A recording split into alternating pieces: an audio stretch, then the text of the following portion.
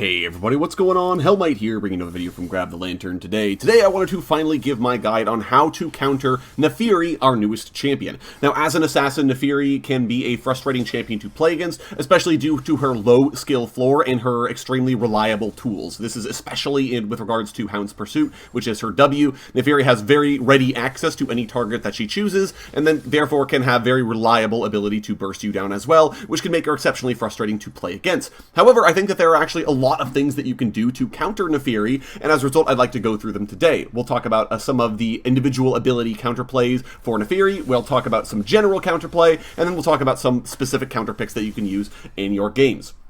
Now, for general tips, Naafiri is an assassin, and at least in my estimation, plays very similarly to Talon. She wants to be roaming the map, looking to pick off champions that are isolated in the jungle, or off in a side lane. As a result, if Naafiri is out of vision, you should be very cautious, and ideally not enter enemy vision without a friend nearby, or at least an escape plan in mind. If you're pushed up all the way past your outer tower, especially if that outer tower is destroyed, you can't be surprised if Naafiri shows up in your lane and murders you. The counterplay was to not show yourself on the map in that regard, right? Especially if you don't know where Naafiri is.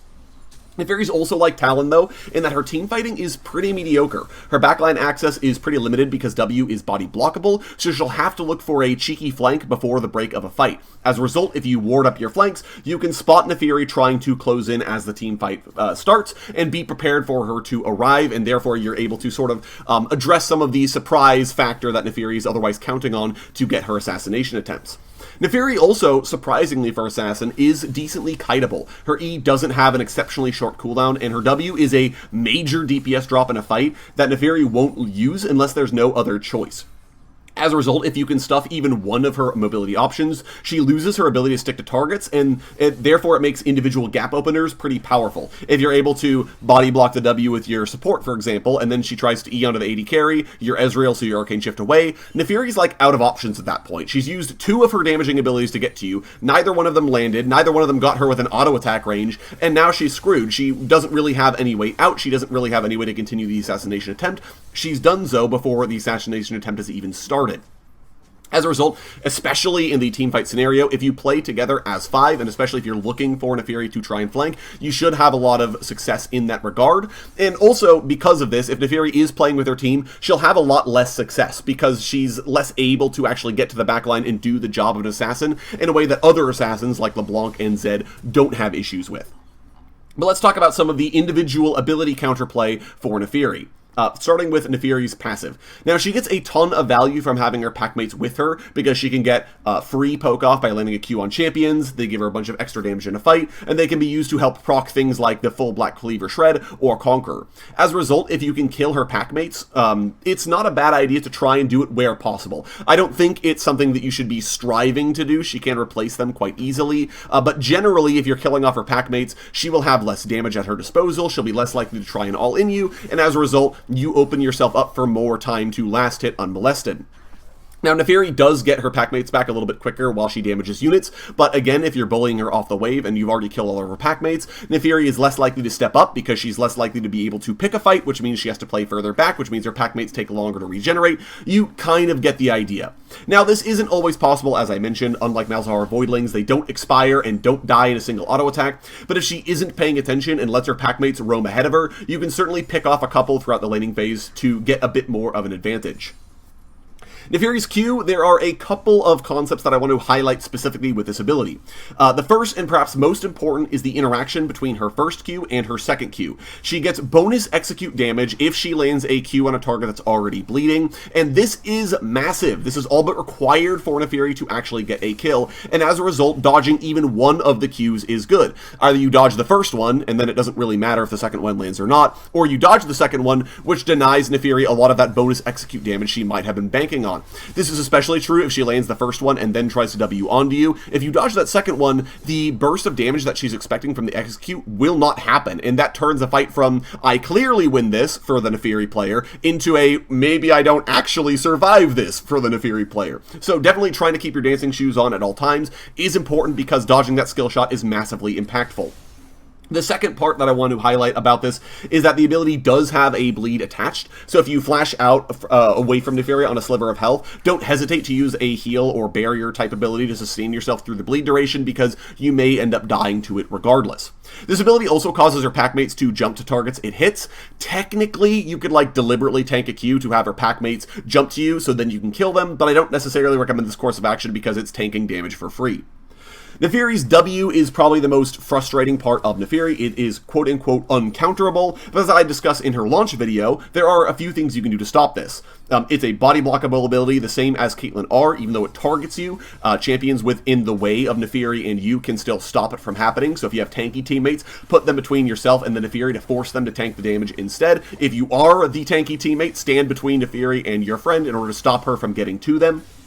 And Naafiri is also targetable during the dash as well, meaning she can be stopped with well-timed CC effects to prevent her from getting all the way to you. If all else fails, the delay on this ability is quite long, which gives you plenty of time to prepare yourself or to time abilities as the Naafiri lands on top of you. Notably though, make sure the Naafiri has landed before you use a mobility spell, because as is with a lot of other target abilities, if you use it beforehand, Naafiri will just keep dashing to you and will still land on top of you. So you want to try and time it perfectly, so as she hits, you're pressing your mobility spell to get out of dodge. Naafiri's E doesn't really have a lot of counterplay to it. It's a pretty basic ability. She dashes, then hits all enemies near her, a la Kane's Q. Even if you eat the dash of the ability, both parts of this ability can deal damage, so do keep that in mind. So even if you take that dash, though, if you move in an unpredictable manner, like moving towards Naafiri, you can potentially avoid the follow-up damage from the AoE at the end of it.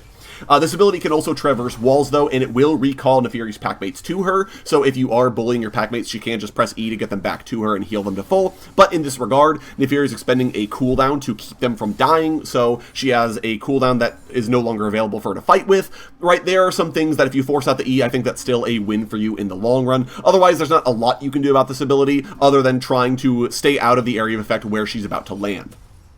Finally, Naafiri's ultimate, again, there's not a lot that you can do about it. It's basically just a ball of stats ability. She gets more packmates for more damage, she gets bonus movement speed, all sorts of things, but there are three things about this ability I want to highlight. The first of which is that Naafiri reveals herself in a pretty large area effect on activation. This is dangerous because she needs vision in order to actually use her W. If you see the screen effect from Naafiri ultimate activating, that means you've been revealed. You're not automatically within W range just because you've been revealed by your ultimate, but you should definitely start getting to safety if you realize you're on your own, because Naafiri knows you're there, and she will be looking to try and get to W range in order to finish you off. Naafiri also gains a shield the first time she damages a champion with this ability, and she'll also gain the shield back immediately after the first time she scores a takedown with this ability.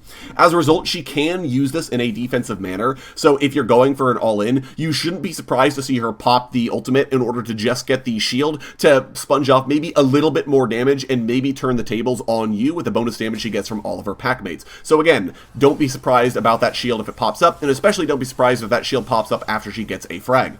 Also, as alluded to above, all of the effects of this ability are reset on her first takedown. This is the pop of vision, the reveal, the out-of-combat movement speed, everything. So this makes Naafiri a potentially scary reset fighter, so keep it in mind if you're trying to sacrifice your support to her, for example, so you can get away. If she kills the support while her ultimate is ticking, she'll get the refresh on everything, including the reveal, and she may or may not be able to chase you down afterwards. This is only the first kill, though. The second kill and subsequent kills will not actually refresh the duration of the ultimate, so as long as you know she's already gotten her reset, you know that the ultimate will time out safely thereafter. Finally, let's talk about some counter picks for Naafiri. Longtime fans of the channel will know who I'm about to suggest, but I'm going to suggest her regardless. Poppy is an incredible counter for Naafiri. Her W can block Naafiri's W and her E, which prevents her from even reaching your team, or minimum stops her from getting further into the backline. There are even some silly things you can do. Poppy, as a tanky champion, could theoretically body block Naafiri W, then when Naafiri tries to E past you or to E away, you press W, which blocks that ability, which then really leaves Naafiri just in a rough spot. But Poppy also has things like Heroic Charge to push Naafiri away. Naafiri being slightly counterable, as I mentioned before, this can be a death sentence for her, but also you can tackle her into a wall and just burst her down because she's not particularly durable. And of course, you always have Keeper's Verdict to either point-blank crowd control her or to send her flying away, at which point she's no longer a threat to you or your team. Mages with good wave clear also do well into Naafiri. She really wants to be free to roam the map, but her wave clear is pretty mediocre until she gets a Tiamat. And as a result, if you shove her under her tower, you can corral her ability to roam and prevent her from getting off to an early lead as a result of this. She's very similar to Talon in this regard. Keep her under tower until she gets Tiamat, and you sort of shut her ability down to do anything. Syndra in particular, I think, has promise. On top of being able to use Naafiri's pack mates against her with your W, you can also use your E to knock her away immediately after a W lands, which can mitigate her follow-up, and if you already have a Dark Sphere down, you can even stun her, so you can really just cause the Naafiri to have a bad day overall as Syndra. Tanky supports, I think, are good options as well. They have the beef to body block Naafiri's W if she tries to pick a fight with their AD carry, but then they can also turn the tables on her with their CC chains. Naafiri is not very tanky, so it's not too far-fetched to just kill her if she doesn't instantly burst your AD carry down, right? If you're someone like Alistar, you can headbutt Pulv, and then what does Naafiri do? She probably dies. And finally, AD carry players, you're almost always going to be vulnerable to Naafiri. You're the class of champion she's designed to kill, so you probably should be vulnerable to her. But the off chance you don't have a tanky support to protect you, champions with mobility options will be advantaged against Naafiri because they can at least try dashing away from Naafiri after she lands her W. This may prevent the follow-up from the E as well, meaning that you can theoretically get yourself to safety. These, of course, are champions like Lucian or Ezreal that have the target agnostic mobility. They can dash in any direction and maybe get away from Naafiri as she tries to assassinate them. Anyways, those are my tips for helping to deal with Naafiri. I'd love to hear your comments down in the comment section below. What have you been doing to counter the Hound of 100 Bytes in your own games? I'd love to hear your comments down below. If you enjoyed the video today, go ahead and leave it a like. And if you really enjoyed the video, consider subscribing. I upload a video every Monday, Friday, and on patch days as well. Once again, thank you guys so very much for watching. I do appreciate it. And I'll talk to you all later.